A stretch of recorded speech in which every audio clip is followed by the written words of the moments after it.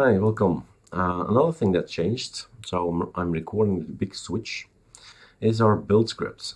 Since on the ISO we can install now NVIDIA and the Linux LTS, we don't need code to build an LTS version. It's inside our ISO. So the build script needs to change as well, and on every GitHub available to us. So a lot of changes in here. This is the development version to the right, and this is the normal version, stable version.